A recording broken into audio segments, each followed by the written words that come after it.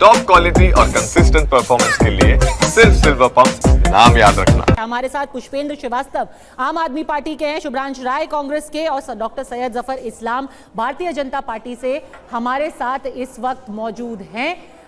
एक चीज तो साफ हो गई है शुभ्रांश जी, आप कह रहे थे कि देखिए कांग्रेस का भी कुछ रिवाइवल हुआ है। हम एक मैप दिखा रहे थे, बार बार ये 2024 जून में कहा गया था कि भारतीय जनता पार्टी का जो प्रभाव है वो लगातार घटता जा रहा है, हो इसके कुछ उलट ही रहा है।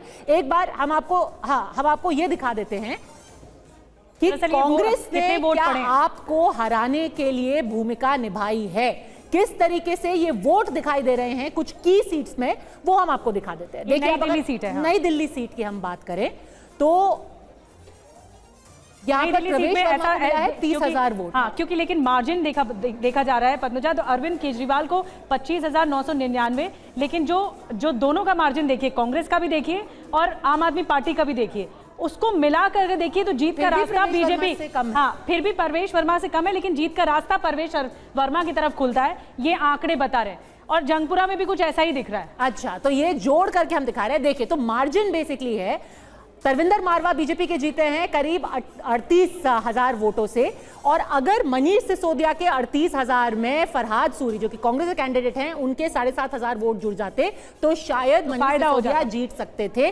45,000 वोट दोनों मिला करके ये हो जाते हैं। वैसे ही ग्रेटर कैलाश में भी हुआ है। ग्रेटर कैलाश में शिखा राय जो हैं उनको 50,000 से थोड़ा कम वोट मिला है, पर अगर सौरभ भारद्वाज और गर्वित सिंह भी कांग्रेस के जो कैंडिडेट है दोनों का वोट मिल जाता तो 53,000 टोटल ये हो जाता। तो ये तो अगर दोनों को जोड़े साथ में तो इस तरीके से लग रहा है, पर लोकसभा में हमने देखा था कि ज्यादातर ऐसा एक और एक मिला करके दो नहीं होता है, इस तरीके से वोट ट्रांसफर नहीं होता है। अगर मालवीय नगर भी देख ले जहां सोमनाथ भारती हारे हैं, वहां 37,000 सोमनाथ भारती के पास थे, करीब 6,500 वोट गए कांग्रेस के प्रत्याशी को और मिलकर के हो जाते हैं 44,000 जो कि भारतीय जनता पार्टी के। तो फिर पद्मजा सवाल तो फिर थोड़े ज्यादा है। शुभ्रांश जी से बनता है कि एक और एक मिलके जब 11 हो जाते शुभ्रांश जी, तो क्यों नहीं हाथ मिलाया गया?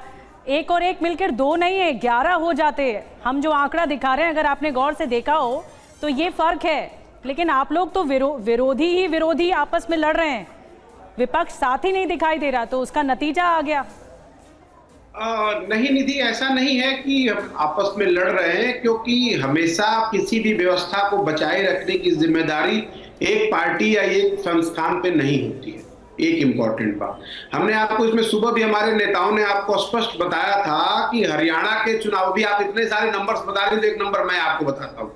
हरियाणा के चुनाव में भारतीय जनता पार्टी को 39.9% वोट मिला था। हरियाणा के चुनाव में कांग्रेस पार्टी को 39.6% वोट मिला था। डिफरेंस था 0.3 का। आम आदमी पार्टी जो पहले 5 सीटों पर चुनाव लड़ रही थी, अचानक अरविंद केजरीवाल जी जेल से बाहर निकलने के बाद 90 सीटों पर चुनाव लड़ने लगे। नतीजा आम आदमी पार्टी को वहां पे 0.3% वोट मिला। नंबर्स में नहीं जाते हैं, कुछ फैक्ट स्टोरी पे बात करते हैं। देखिए, कोई हम सरकारी संस्था और एनजीओ तो है नहीं कि हम चुपचाप किसी के लिए बैठे रहेंगे और उसके बाद आप हमें आंख दिखाते रहेंगे।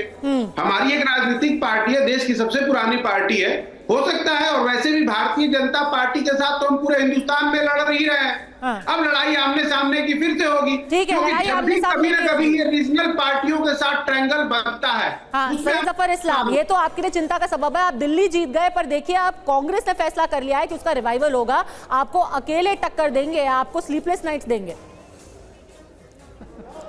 अब देखिए, जीरो से बिल्कुल हीरो बनना चाहते हैं तो मैं क्या इस पे टीका टिप्पणी करूं? 2% उनका वोट बढ़ा तो है ना। हैट्रिक, अरे हैट्रिक से हैट्रिक हो गया ना इस बार। देखिए, 0 का हैट्रिक, 0 का हैट्रिक, आपने 4% से 6% पे आया है। ये 2% की खुशी शुभ्रांश जी बता रहे हैं। 4% नहीं, खुशी तो ठीक है, मैं समझ सकता हूं कि अगर तिनके का सहारा टाइप का है, लेकिन सही है, अगर इस पर खुश है तो बधाई हो इनको भाई, इस खुशी के लिए उनको बधाई दे देता हूं, और क्या कर सकता हूं। लेकिन हकीकत है कि कांग्रेस जो है बिल्कुल कांग्रेस जो बिल्कुल इररिलेवेंट पार्टी हो गई है। उसका ना इम्पैक्ट यहाँ है ना देश में कहीं इम्पैक्ट दिखता है। अब धीरे धीरे बिल्कुल उसके साथ जो साथी दल जो है वही उनका हाथ छोड़ना चाहते हैं। आज आप देखिए, 6 महीने पहले कोई कहेगा कि ये दोनों पार्टियां जो है वो जनरल इलेक्शन साथ लड़ी थी, कोई कहेगा कि पूरे देश में जो ये गठबंधिया अलायंस में 7 पार्टनर थे, एक दूसरे के खिलाफ इतनी सारी बातें कहते हैं। उससे समझ में आता है कि ये सत्ता के लालची लोग हैं।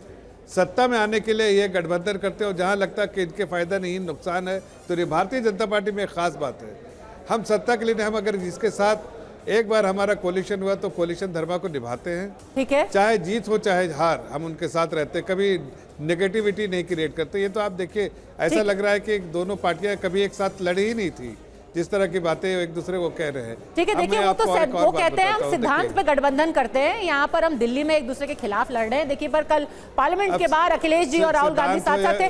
वक्त की कमी है सर, बहुत बहुत धन्यवाद शुभ्रांश जी, सैयद जफर इस्लाम हमसे जुड़ने के लिए।